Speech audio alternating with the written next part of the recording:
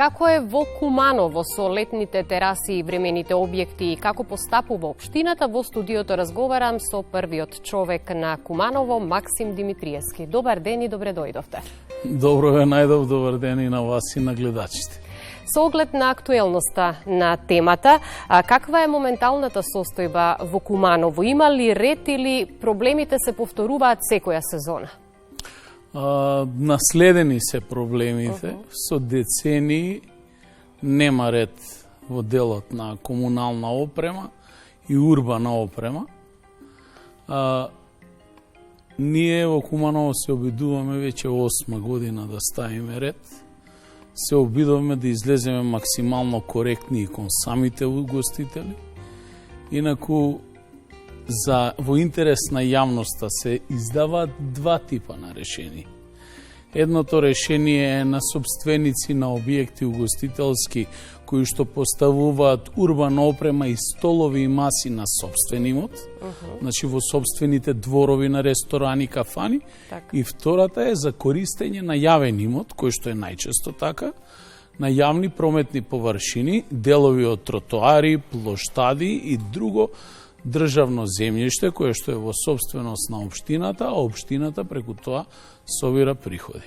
За жал, некаде пред 8 години, како тогаш нов градоначалник, затеков една фрапантна состојба, каде што воопшто немаше ред, дури не се ни плачеше за сето тоа, и се обидуваме во континуитет да ги ставиме во ред. Повторно, од страна на поединци, не можам да генерализирам на сите, се злоупотребува законот и тоа што пишува на решението не се почитува до крај. И сега веќе по завршување на овие избори, решен сум како градоначалник да ставам крај на таквото непочитување на законот и да одиме со извршување кое што е непопуларна мерка или уривање. Да, општината мора да ги даде законските одредби, а угостителите мора да ги почитуваат правилата, а кога сме кај правилата, тука доаѓаме и до дозволите и процедурите, нели, за да може да се функционира. Па би сакала да ве прашам, кој е точниот процес за добивање дозвола за поставување на летна тераса, каде се поднесува барање и што мора да содржи документацијата?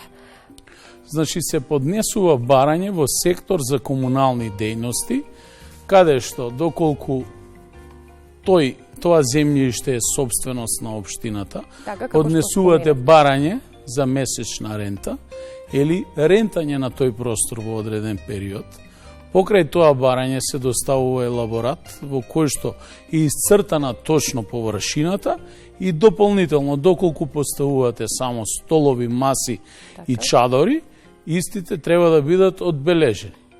Сето тоа, например, ние сме многу скромни со цените во Куманово. Градот го имаме поделено во 3 ценовни зони. Едната е цената во централно градско подрачје, втора зона и трета зона, тоа е во градското подрачје, каде што еве денеска потпишав едно такво решение за 40 метри квадратни, за да собственикот постави на собствено земјиште чадори, столови и маси, некаде на годишно ниво треба да плати нешто околу 90.000 денари. Што значи за 90.000 денари годишно, тој ќе обезбеди на тоа место да има времен дуќан.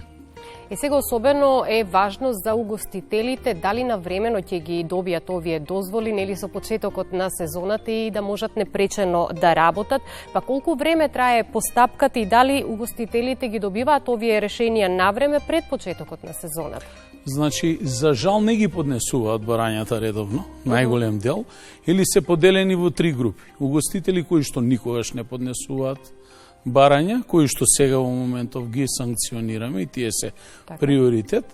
Угостители кои што по потреба, откако ќе ги посети инспекцијска служба, а тоа најчесто го прави комуналната инспекција, доколку имаат, значи, градба или времена градба од типот на поставување на урбана опрема, тоа се оние за стаклени простори и така натаму, се случува да ги посети и градежна инспекција, дури тогаш се активираат. И третата група, која што е некаде околу 40% од вкупен број на угостители во Куманово, која што ревносно си ги обновува своите решенија и по однос на рентата за јавниот простор и по однос на одобрението за поставување на урбаната опрема. Рековте нема да дозволите самоволие и непочитување на законските одредби и да општината е надлежна да издава одобренија, да контролира и да постапува со цел да се има урбан ред и правила на поставување. Кои се најважните услови според програмата за урбана опрема? Што угостителот треба да исполни за да добие одобрение? Квадратура, локација, урбана опрема? Значи, зависно од локацијата, во самата програма е стриктно наведено колкав е минимумот слободна јавна прометна површина која што граѓаните, тоест пешаците, учесниците во сообраќајот мора да имаат на располагање. Во Кумане во е помеѓу 1,20 и 1,50 да имаме слободен простор на тротоарот, но многу често се случува од самите тие кои што извадиле веќе одобрение да ги поместат масите и столовите и тој простор да го затворат и потоа нашите служби да интервенираат, да им напишат записник, дури и казна, истите кога ќе се повлечат, повторно го повторуваат. Со надежда дека некој нема да забележи. Нема да забележи никој, што не е коректно, но исто така имаме и ревностни угостители кои што го почитуваат правилникот за урбана опрема. Но она што е многу битно да се знае е дека најголем дел од угостителските објекти во државата вршат дејност со решение за вршење на дејност која што го добиваат од Министерството за економија или во случај на локално ниво од пазарната инспекција во објекти кои што немаат основна намена како објекти за вршење на угостителска дејност. И тоа не е еден случај. И во тука вие не можете да 90% од случаите тоа е така и Македонија треба да реши дали всушност ќе постапува и ќе биде легалист по законот и ќе ги затвори сите кафулиња за вршење на дејност и граѓаните ќе останат од безможност да се напијат кафе, како што ги слушнавме предходно граѓаните кои што се задоволни и го практикуваат тоа секојдневно, или ќе дајде некоја законска можност за преадаптација на таквите простори.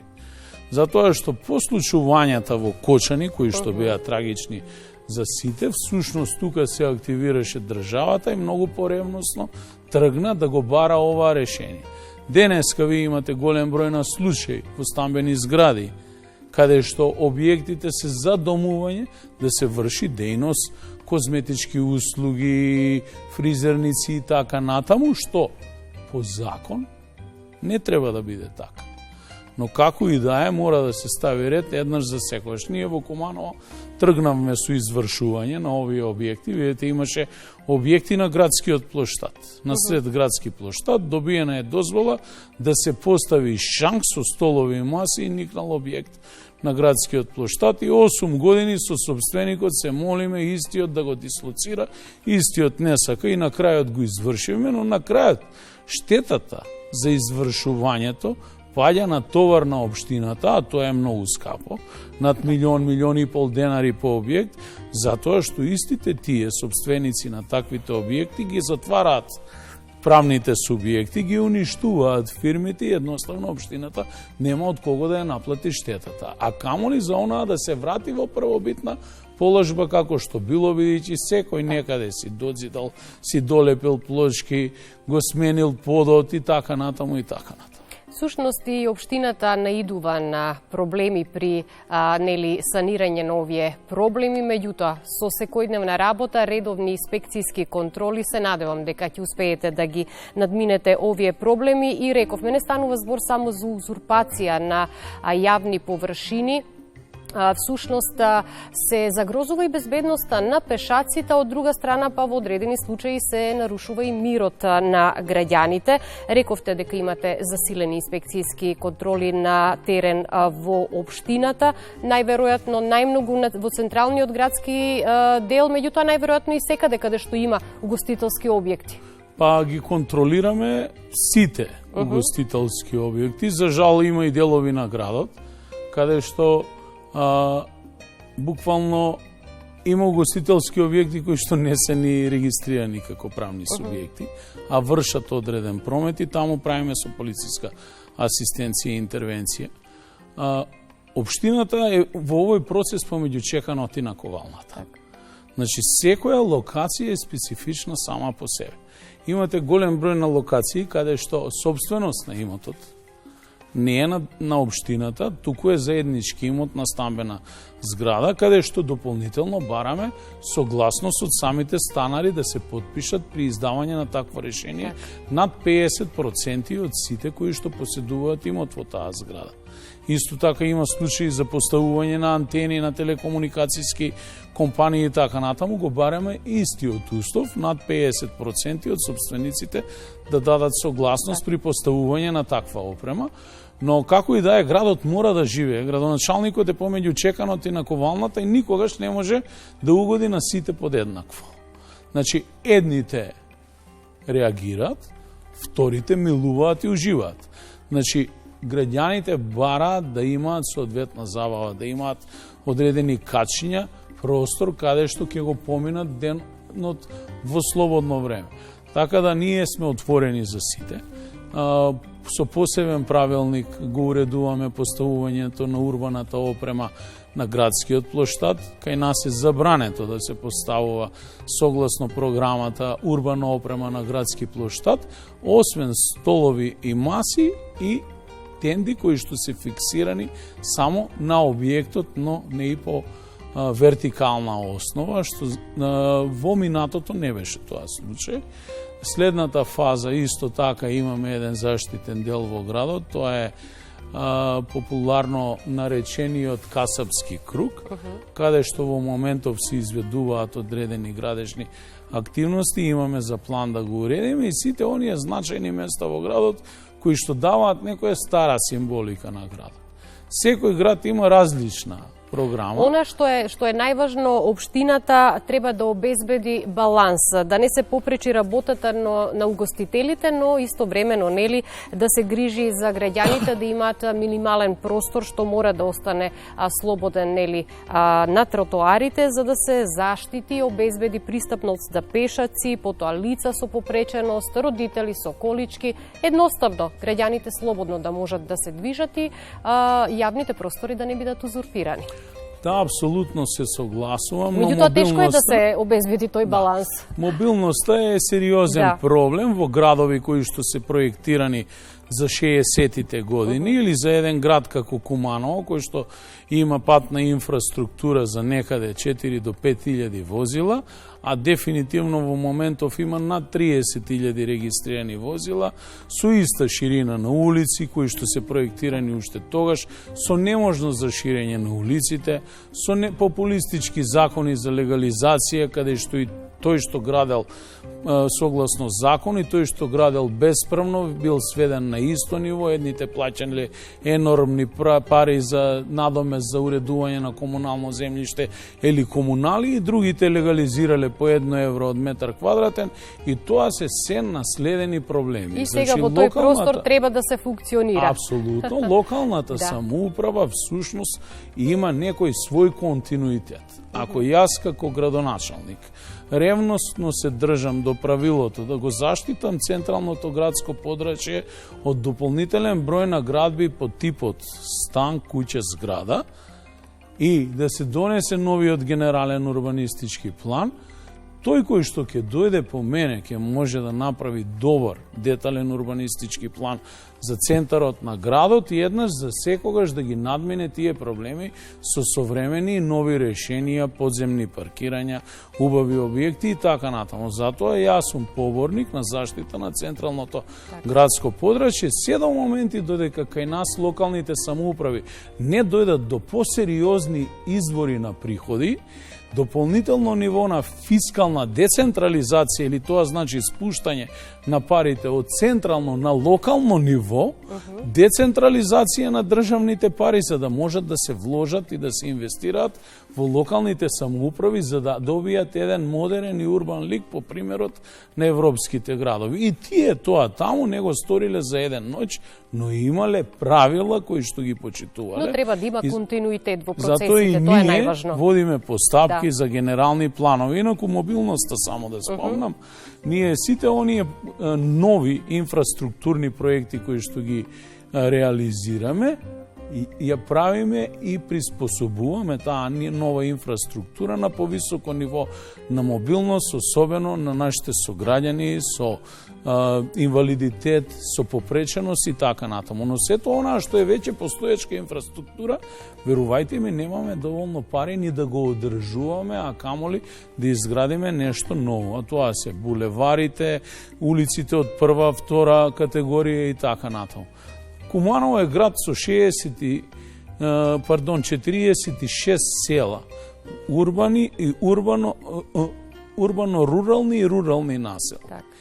Замислете во тие треба и таму да се работи за да се обезбедат услови за граѓаните. Е потребно милиони за да се обезбедат услови, елементарна инфраструктура, за да се заштитиме само од калта која што ни доаѓа на самите возила во секојдневната наша. Се тоа дел од тековните проблеми со кои што секојдневно се соочувате, но вие сте првиот човек на општината, заедно со вашиот тим ќе работите колку што можете да ги создадете сите можности за да се реализираат проектите кои што ќе го подобрат животот во општините. И рековме, општинската власт ја контролира состојбата, меѓутоа од друга страна пак треба да ги слуша и реакциите на граѓаните кои што исто така реагираат на секојдневните состојби. Ако се врати на темата, колку граѓаните пријавуваат проблеми и како општината постапува по овие дојави на граѓаните?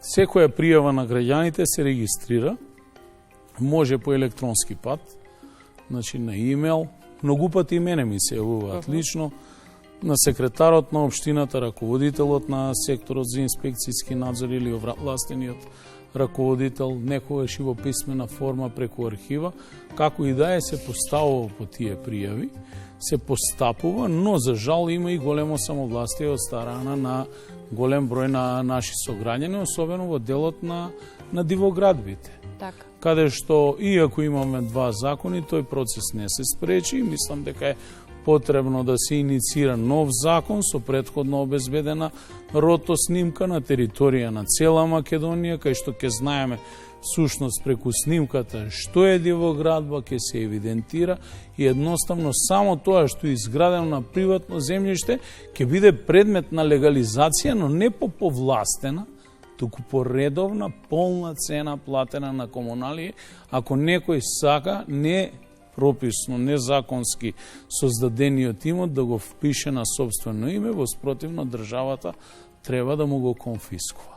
За крај на разговорот, која е вашата порака до граѓаните, но пред се и до угостителите? Што е најважно да се почитува за Куманово да биде жив град во кој што пред се ќе се почитува редот? Па и јас и мојот тим во општината сите сме во функција на граѓаните, и граѓаните треба да знаат дека ние сме таму поради нив. Јас разбирам, некогаш имам и забелешки од граѓаните, бидејќи немам секогаш доволно време како градоначалник да се посветам подеднакво на сите. Но затоа постојат голем број служби во нивна функција, бидејќи тие луѓе во општината се таму поради нив, а не граѓаните одат во општината поради самите јавни и државни службеници. Ние сме даватели на услуги, а јас сум тој кој што мора да го организира тој процес и апсолутно ниту една забелешка, ниту една критика не негодувам, туку ја користам како коректив во иднина да не се повторуваат евентуални пропусти од страна на општината. Нема идеално, за жал нема идеално, а тоа што го гледаме на запад, кај што го идеализираме, всушност чини скапо. Бидејќи комуналното живење чини скапо, прочистување на отпадни води. Треба некој да го плати. Значи водоснабдување. Само да ги споредиме цените и ќе ни биде се јасно. Значи, урбанизацијата, комуналните дејности и сето она што го влече современиот тренд на живење секојдневно чини пари. Го видовме граѓанинот кој што даде изјава на вашата водителка во Скопје со домашно милениче. И јас сакам и го поддржувам тоа. Но видите, непријатно е кога ќе тргнете на работа на сите страни да гледате како домашните меленичиња, несовесните граѓани кои што ги шетале по јавниот простор, уринирале или повеќе на јавни прометни површини си има правило, се зема ракавица и се собира тоа зад вашето милениче, ако сакате да дадете пример. Кога ќе земете куќе, треба да го чувате дома, а не да го пуштите на улица и да стане бездомно куќе кое што еден ден ќе покаже агресија и ќе касне некој, зашто општината подоцна плаќа одредена штета. Во вашите одговори отворивте и повеќе прашања кои што ги обработуваме во нашите емисии како теми, но ете упативте една убава порака и до граѓаните, но и со апел за тоа како треба локалната самоуправа да работи, да функционира, да ги следи состојбите и секако да го подобрува животот за граѓаните. Ви благодарам многу за гостувањето. Ми беше чест, ви благодарам и на вас на поканата. Секогаш сме собствен пример за се во животот. Ми беше задоволство.